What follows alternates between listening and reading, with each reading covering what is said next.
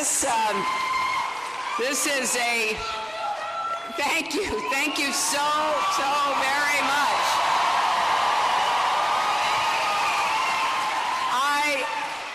I was backstage listening to the super volunteers and then to Macklemore and Ryan, and it just really touched me because in just a few words, they conveyed what's at stake in this election. There is no doubt in anyone's mind that this is one of the most consequential elections in a very, very long time. And I am grateful for the help and support that you are giving me here today, because we have 25 days left, and there's a lot of work still to be done. But every day I am motivated by the words of people like those you just heard. I really appreciate so much what Macklemore and Ryan are doing to shine a bright light on the issue of addiction, which touches so many lives across our country. And I have pledged that if I'm so fortunate enough as to be president, we are going to provide treatment and recovery programs and second chances and all kinds of support for people who are facing the challenges of addiction, mental health, and needing second chances when they come out of incarceration so that they can have a chance at living a new life.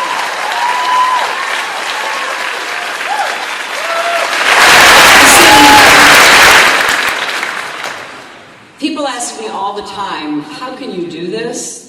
And believe me, I ask myself that sometimes too. It's a grueling, strenuous challenge that requires a lot of stamina.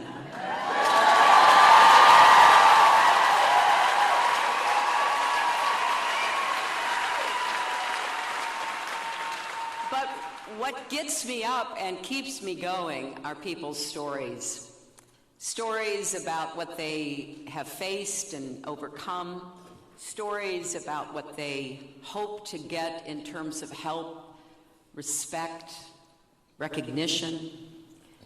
I really want to be the president for the struggling, the striving, and the successful. I want to be the president for all Americans, and I want us to lift each other up, to respect each other, and to do our part, whatever it might be, to creating the kind of country that we want for our children and our grandchildren. As Macklemore was talking about his daughter, Sloan, of course I was thinking about my grandchildren. And it will be the mission of my presidency to do everything I possibly can to create the opportunities for every single child to live up to his or her God-given potential. And to me,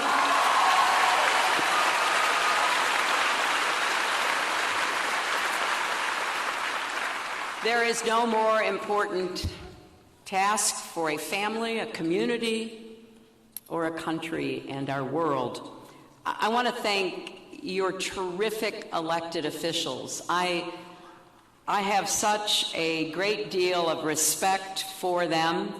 I'm looking forward to having the chance to work with them in the future, and particularly with your members of the Senate and Congress. So I want to thank Senator Patty Murray and Senator Maria Cantwell,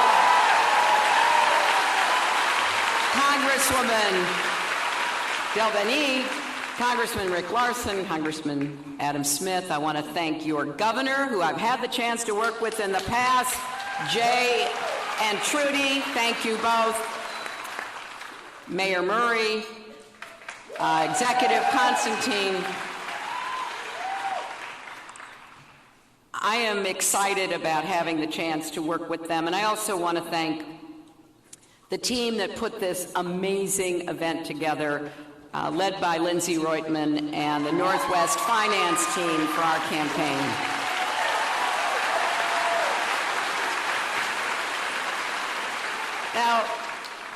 am proud that our campaign has focused on ideas, not insults. That's the kind of campaign that Senator Sanders and I started running back in the primary, where we talked about issues. We had a lot of the same goals, but we had some different ideas about how to get there.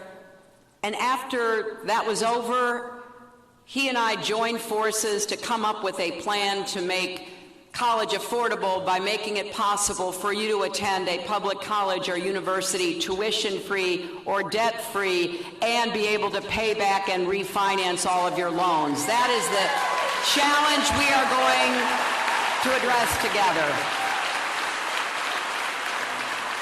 You know, bringing people together to solve problems is key to our democracy. There's no question about it. And I want us to do that in a spirit of mutual respect, listening to one another, having each other's backs. And that comes from really having the chance to put ourselves in someone else's shoes. It's a shocker to me when I hear some of our fellow citizens, led by my opponent, degrade and demean so many other Americans. It's heartbreaking, really. And as our extraordinary First Lady and my friend, Michelle Obama, said so powerfully,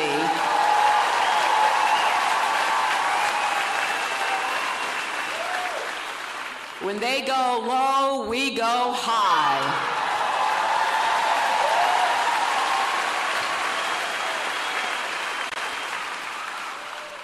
It isn't easy running against someone who is so negative, so divisive, so dark and dangerous. I have said many times, I've known Republican presidents.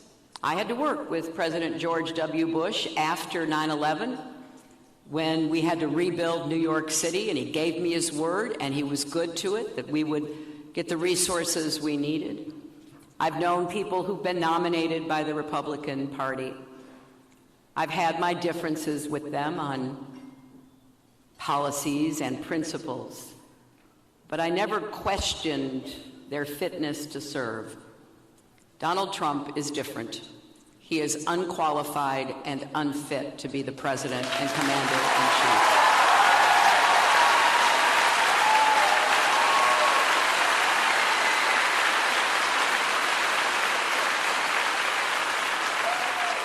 And every single day, his campaign proves that, doesn't it?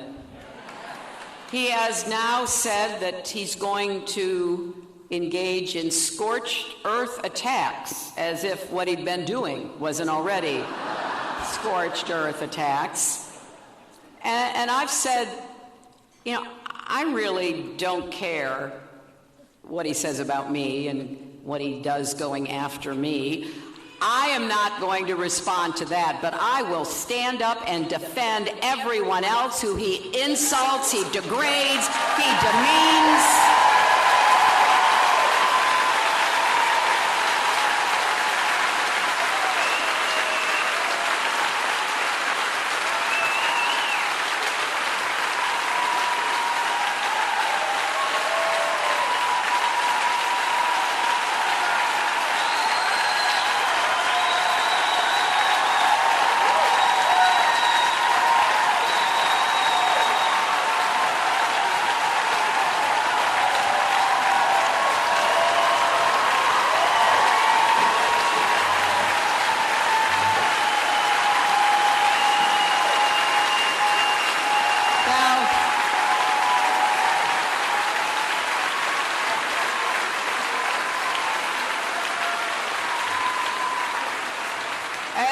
As you know, that takes a lot of time. The whole world has heard how Donald Trump brags about mistreating women, and the disturbing stories keep coming. And it's not only women. There's a long list. He's attacked a distinguished federal judge because his parents were Mexican. He's called immigrants rapists and criminals. He's mocked people with disabilities. He's insulted POWs. He's called our military a disaster.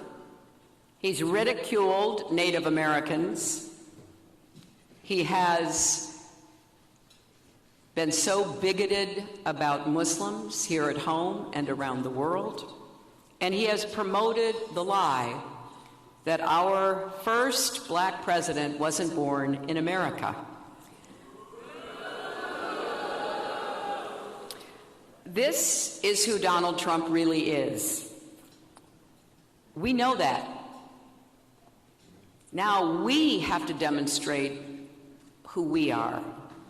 America is better than this.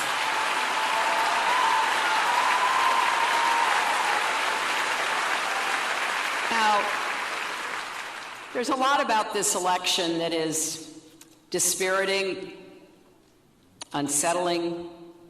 I take no satisfaction in seeing what Trump does and says, because it hurts. It hurts me and it hurts our country. It hurts all of us.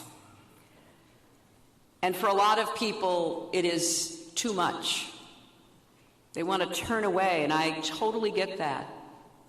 Unplug. But we have a job to do.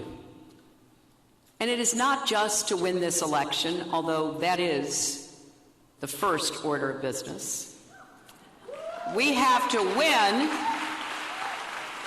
We have to win in order to work together to demonstrate the positive, optimistic, confident, unifying vision of America that I believe in, and that I think together we can demonstrate America's best days are still ahead of us.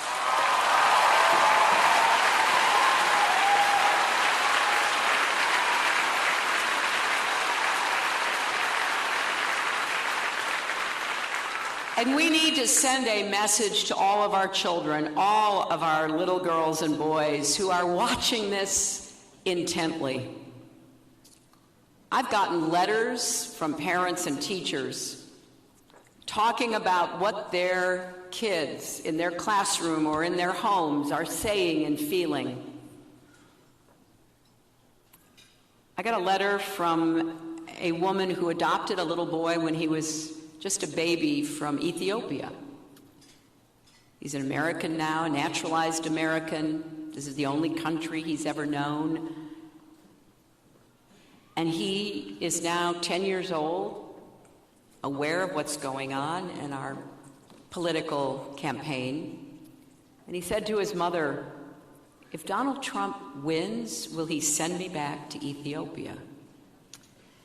We have got to stand up for our basic beliefs that we're all better off when we treat people with respect and kindness, that it is never okay to bully anybody or to be hateful and degrading toward anyone. We need to refocus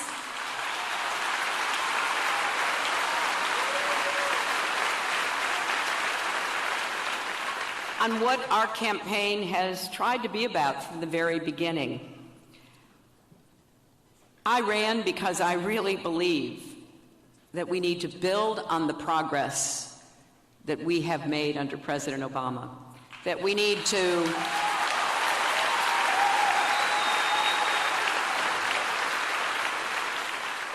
look at what he inherited back in 2009 when he became our president, the worst financial crisis since the Great Depression. He doesn't get the credit he deserves for digging us out of that big ditch that we were in.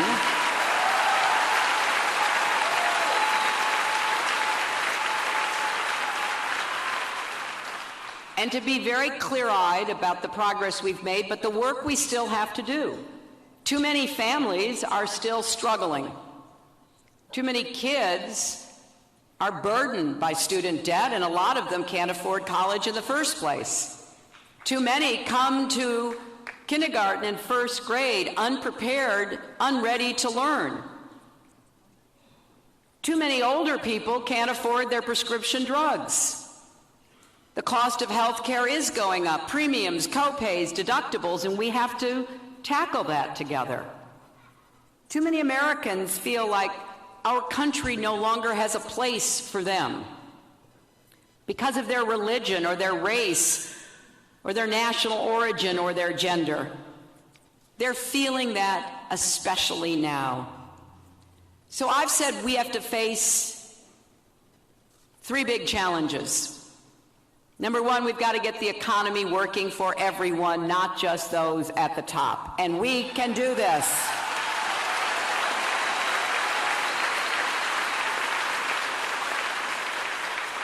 I have laid out a series of plans, and Tim Kaine and I have written a book together called Stronger Together, because we want you to know what our agenda is. We have this old-fashioned idea that if we're asking for your vote to be your president and vice president, we ought to tell you what we want to do to actually produce results for you.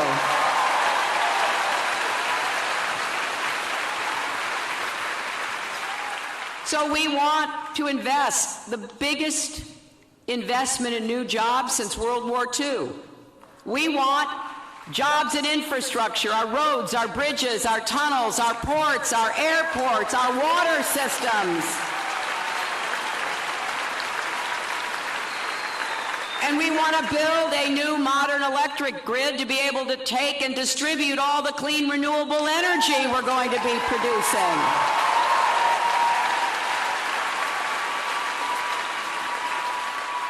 I want us to install 500 million more solar panels by the end of my first term and enough clean energy to power every home within the decade. I also believe that we can invest in advanced manufacturing. There's no reason we cannot compete against high-wage countries like Germany if we put our minds to it. We should be able to do precision machining. We should own 3D printing and everything it's going to be producing in the future.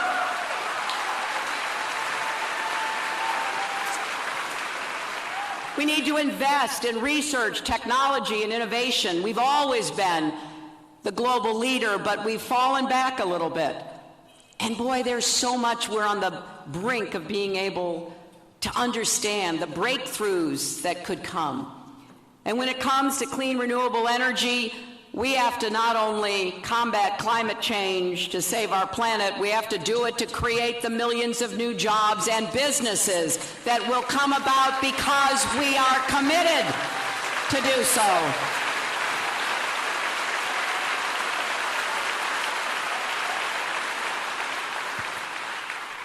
Just this week, I was with Al Gore in Florida talking about climate change.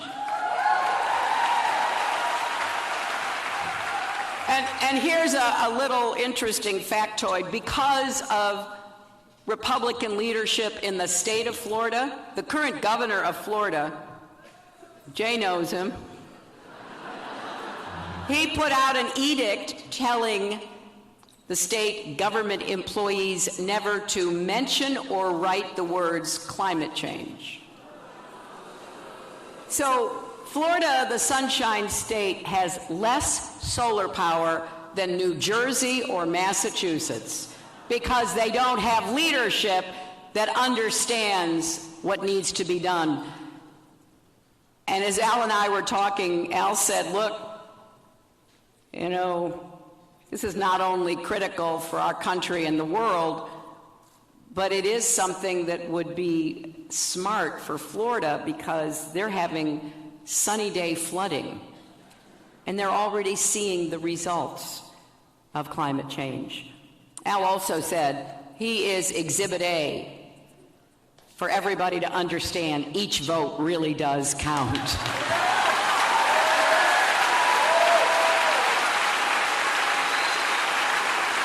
Now, while we grow the economy, we have to make it fairer And among other things, that means we have to raise the national minimum wage so that people working full-time are not mired in poverty. We have to encourage and incentivize more companies to share profits. So if you are an employee who helps to make the profits, it shouldn't just be executives who get to share in the result of your hard work and productivity.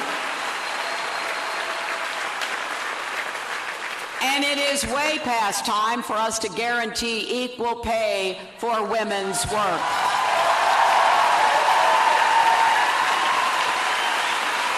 Now,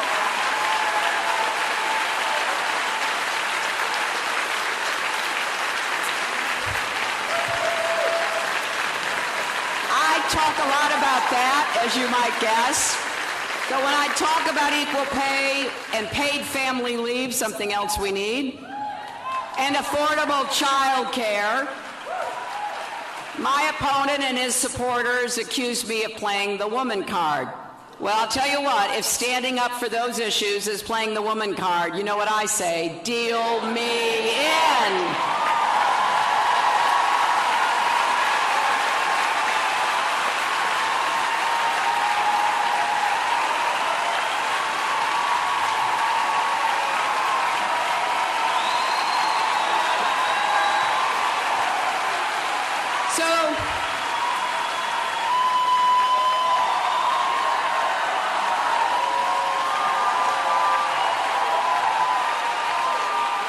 So when people ask me, so how are you going to pay for infrastructure jobs and paid family leave? I say, well, I'm telling you how I'm going to pay for everything.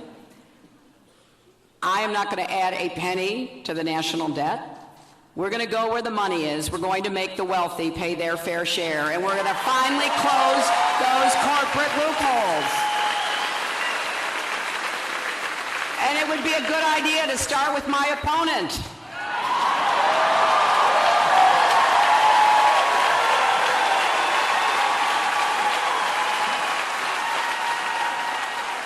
Any of you see the last debate? Well, we finally got him on the record that he hasn't paid federal income tax for many years. That is just flat wrong. Every one of us have, you know. He says it's smart not to pay.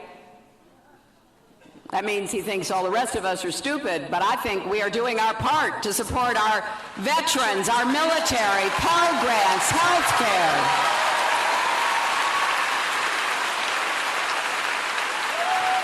Besides, one of the unanswered questions coming out of his statements, since we can't answer them by looking at his tax returns, which he will not release, but one of the unanswered questions is how you lose $1 billion in a year. Now, there are two issues about that if you stop to think about it. How does someone running casinos lose $1 billion? And then his supporters said, well, that just shows what a genius he is. Well, I guess it does take a genius to lose $1 billion in a single year. And one of the points that he was trying to make in the last debate was that everybody does it, everybody. And then he made a fatal error. He said Warren Buffett does it.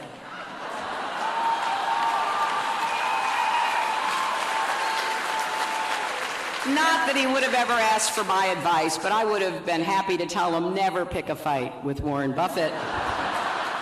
Because the next day, Warren Buffett issued a press release saying he has paid income tax for 72 years, since he had his first job when he was 13 years old.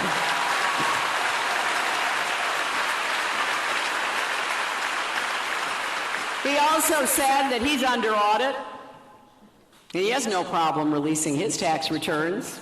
He'd be happy to meet Trump anywhere, anytime. You bring yours, I'll bring mine. We are also facing some difficult questions around the world, and we need steady, strong, and calm leadership in the Oval Office. We need to be sure that we protect our country and that we lead the world in accordance with our values. And every time I hear my opponent talk, I understand why so many Republicans, particularly those who have served in national security and foreign policy positions under Reagan or one of the two Bushes, have publicly said they cannot support him. Because his temperament and what he has already demonstrated in terms of not knowing what happens in the world and how important it is to be thoughtful and careful about the words you use, disqualifies him. But make no mistake, he's already done damage to us. He has raised questions in the minds of allies and adversaries. He doesn't know the difference, but they both have raised concerns. And we're going to have to repair that damage after this election. I've talked with many foreign leaders and representatives who have said, what are we supposed to believe? We hear the statements he makes. We hear him praising Putin when we're scared to death of what Putin is doing in Europe and Syria. We hear him say that he won't let Muslims from anywhere in the world come to America. What are we supposed to say to our people when we're your ally fighting ISIS and terrorists? So make no mistake, we do have to repair the damage that he's done, which we will do. But on both domestic and on national security grounds, repudiating his candidacy sends exactly the right message. And that is what we must do on November the 8th.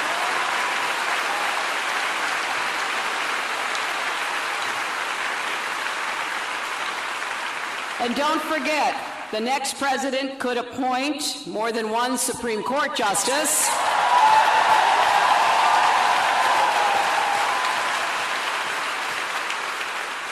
And we already know the kinds of people that Trump has said he wants to appoint if he were ever in that position, heaven forbid. And who are they? They are people who would reverse Roe v. Wade, reverse marriage equality, do nothing about Citizens United that is corroding the basis of our electoral system with dark, unaccountable, undisclosable money.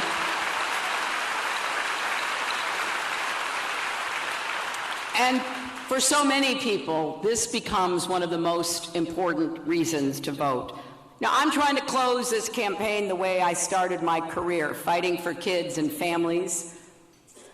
Went to work for the Children's Defense Fund right out of law school, and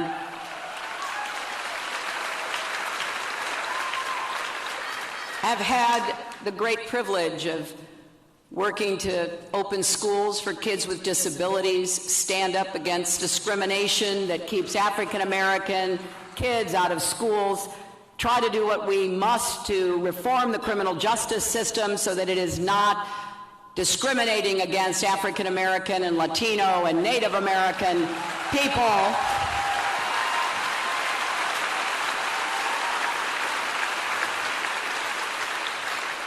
And we have seen an incredible outpouring of support across the country. Let me tell you just a little bit about what we are seeing.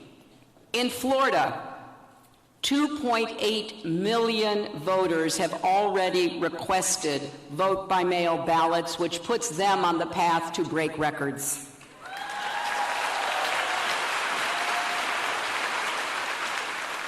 In Iowa, registered Democrats are outvoting registered Republicans by a margin of nearly 2 to 1.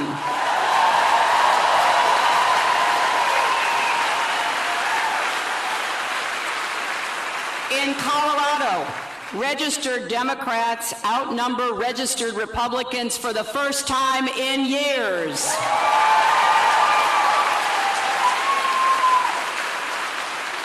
And in in North Carolina, ballot requests are up from African Americans, Latinos, and Asian Americans who are going to be turning out in record numbers.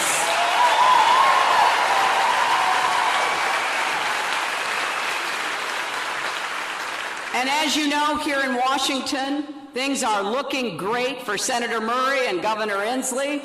And if everybody does their part here in this state, we can make sure your governor has 2 majority Democratic chambers to work with.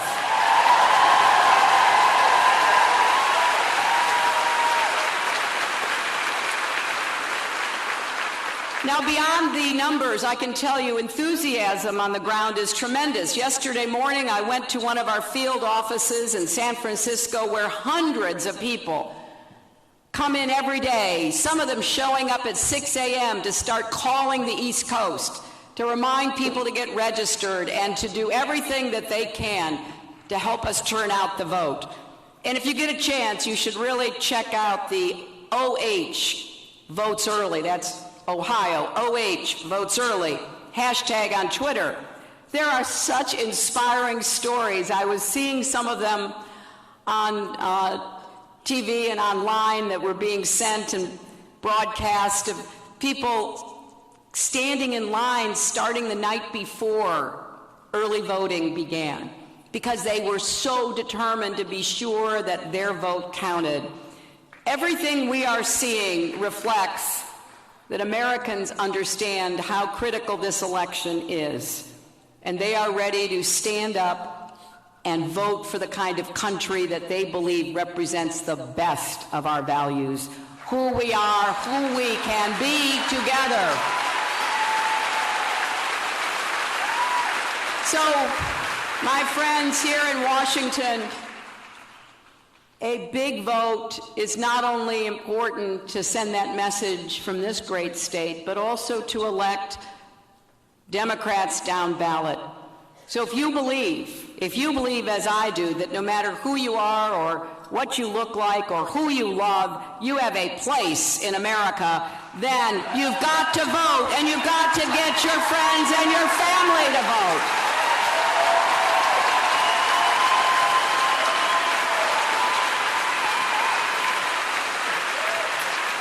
And if you believe that climate change is real and we can save our planet by creating millions of good-paying jobs, then you have to vote and get everybody you know to vote.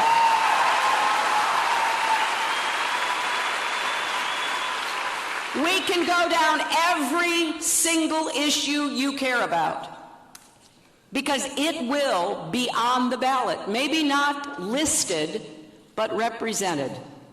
My name may be on the ballot, but everything we care about is actually there too. If you know anybody who's thinking of voting for Trump, please stage an intervention.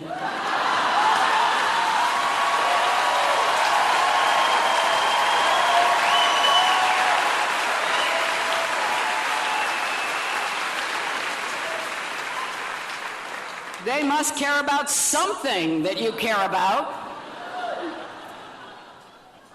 And you can text JOIN, J-O-I-N, to 47246 or go to hillaryclinton.com to sign up to canvass, to make phone calls to get out the vote in your neighborhood.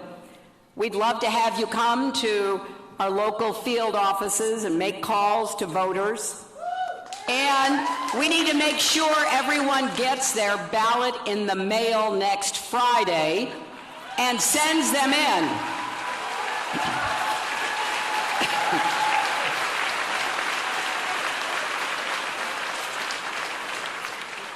And maybe one of the additional arguments you can make to those friends who may be straying is that if we do our job, in 25 days, Donald Trump will stop being on the news every single day.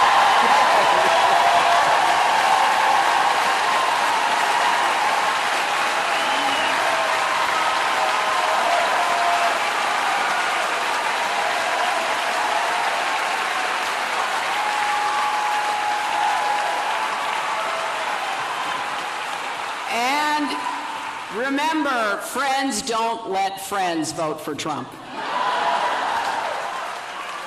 You know, when I think about this election, I often think about my late mother, who was the most important influence in my life. And she had such a difficult childhood. She was neglected and abandoned by her parents. And at the age of 8, she was put in charge of her 3-year-old sister and put on a train in Chicago and sent to Los Angeles to live with grandparents who didn't want her either. I didn't know any of this when I was a little girl. I just knew she was a great mom. But as I got older and learned more of her story, I was just so amazed that she could turn out the way she did after all she had gone through. Life with her grandparents was so difficult that she left when she was 14 and went to work in another family's home as a babysitter and a maid. And it sounds harsh, but for her, it was the first time in her life that she had been anywhere where people were kind to each other, where the family loved each other, where the parents guided their children. But my mother desperately wanted to go to high school. And the woman she was working for knew that and said to my mother, you know, if you get up early and get your chores done, you can go to high school, but you'll have to come right back. Again, that sounds harsh, but for my mother, it was the greatest of gifts. So she did, all during her high school years, get up really early, get her chores done, and then literally run to high school. And then after it was over, she couldn't be in any clubs, she couldn't do anything extracurricular, she had to run right back. But she graduated from high school. She never had the chance to graduate from college. And she believed deeply in education and instilled that in me. And I asked her one time, how on earth did you make it through without becoming bitter and broken? And she said, along the way, people showed kindness to me. Throughout this campaign, I have said we need to have more love and kindness in our country. And not just as a reaction to Trump,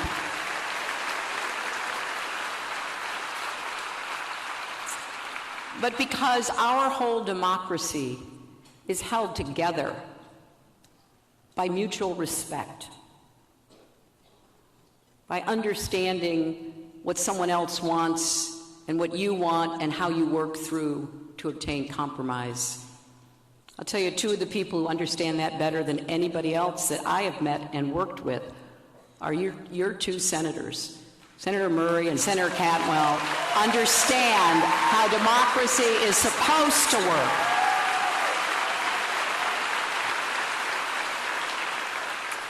I tell you that story because for me, it is about having a victory on November 8th. But much more than that, it is about asking all of you to partner with me from the local level to the national level, to find ways that we can make sure that there are opportunities for everyone, particularly our kids and our young people. I want us to start looking after each other again. I want us to find ways to help people who are feeling left out and left behind, and there are too many of them right now in our country. We need to pass some laws and we need some real national commitments, but we also need people to support each other. So I will be asking for your help. I need your help, not just to win this election, but to govern and to heal the divides that exist in our country right now. I do believe there isn't anything we can't do once we make our minds up to do it.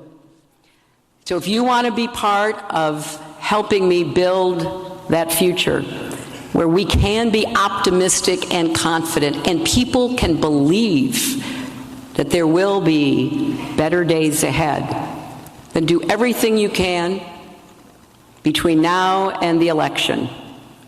And then I want us to have a commitment together to make it our mission to deliver for people. I'm actually excited about what we can do. I believe that there is an opportunity here, and we have so many innovative, highly creative people in Seattle who can help us shape that future. So let's put our minds to winning on November 8th. I have one more debate that I have to do on Wednesday night. And, you know, in the first debate, my opponent criticized me for preparing.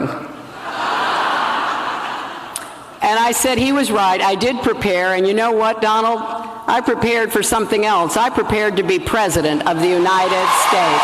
Thank you all very much. Let's go win. Thank you.